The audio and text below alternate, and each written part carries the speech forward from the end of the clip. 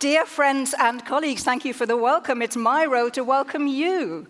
Indeed, to welcome you to our event today, Crisis, Crossroads and Courage. And boy, do we need a lot of courage right now to face the challenges ahead. This is the 7th Energy Transition Conference from NTNU. The 7th, imagine that.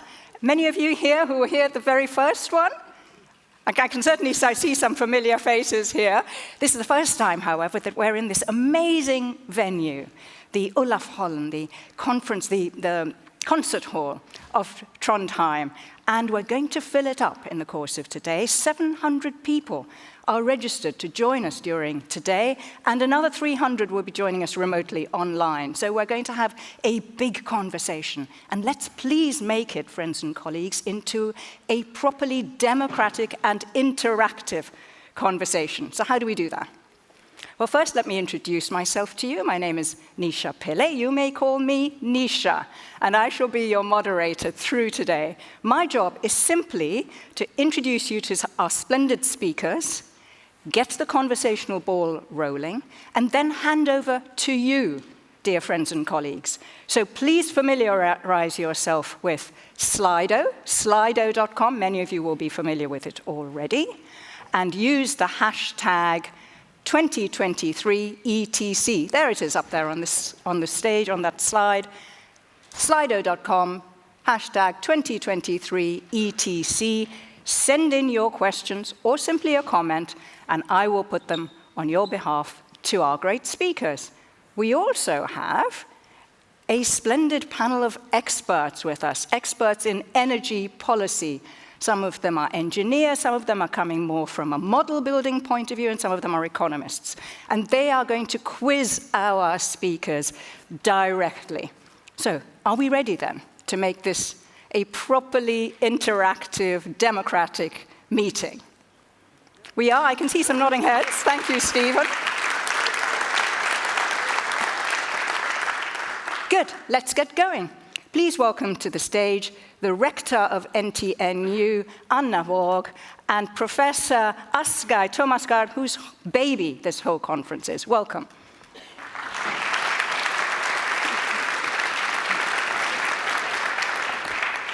Hello, Rector. Hello, Asgeir. Hello. My word, it's really grown, Asgeir, from when I was first working with you many years ago. What are you trying to achieve today? What is the purpose of the conference, would you say? I think when we started this, we had a decade with a very high focus on how to make the energy system zero emission. And I think for these years that we have been doing this, it's a very clear vision that the energy system is just a means to make the rest of society zero emission. So our hope is to get a good dialogue and a high focus on how can we, working with the energy system, help making the rest of society a zero emission society. And that's industry, it's transport, it's the built environment. And I think that's very important. And obviously, when we look at the people we have in the room and in the panels and in the expert panels and speakers, it's a very nice mix of academia, industry, and policymakers. And we hope that these people will be forward-looking, not talking about all the nice things we have been doing, but talking about all the nice things that we will be doing in order to succeed with the transition. So that's a message to all the speakers. Don't just talk about what you have been doing. Tell us what you're going to do and how you're going to get there. So what's special about this event is that we bring together policymakers, academics, and industry players, and the general public. So, Rector, how do you see the role of universities and academics in driving the energy transition?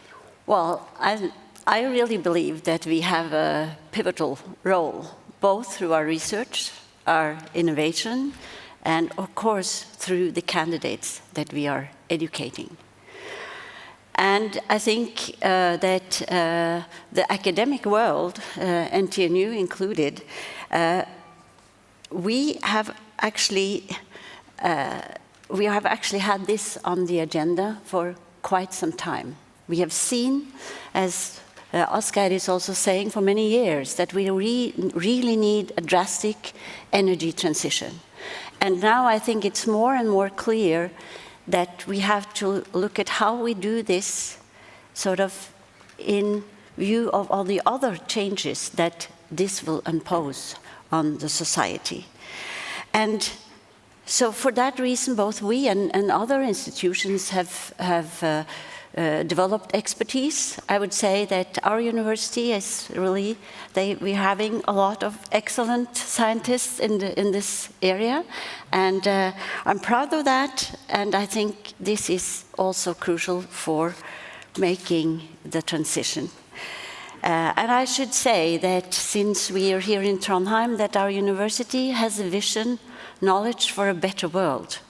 And I think it's more important than ever, really, to have that vision, and we live by it every day.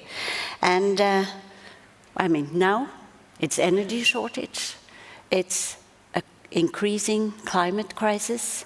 We see deficiency in clean water and food, and reduced number of species. So we have a big job to do all together, and I really look forward to some of the discussions that come here today. Thanks, Rector. Indeed, the climate crisis is undeniable, and we have a really full agenda for you today. We'll be looking at behavioral changes, we'll be looking at climate finance, infrastructure and how we build it up for the challenges of the future. But we start our discussion on transitions in global trade. Why? What's the connection with the energy transition, Oskar? Well, I think it's a timely topic. If you look at the previous decades, we have been seeing globalization, and that globalization has led to lifting a lot of people out of poverty. It has led to increased productivity, and it has helped us to keep price levels down. And then you could say, starting with COVID, but also the Ukraine crisis, and maybe even before that, we have been seeing increasing tension, geopolitical tension. And we have also been seeing that global trade patterns are under pressure. And for me, it's clear that the thin line between climate measures, climate policy, and trade policy and protectionism is very difficult to define. And that's why we have invited a good panel to discuss. Will these tensions that we are seeing globally now, could that affect also the pace of the energy transition? And how can we keep up the speed of the energy transition under such conditions? I'm really looking forward to what they have to say. Rex, I'm going to finally ask you, so when you look back on today, at the end of today, what will be your definition of success? How will you know that we've got to where we want to get to?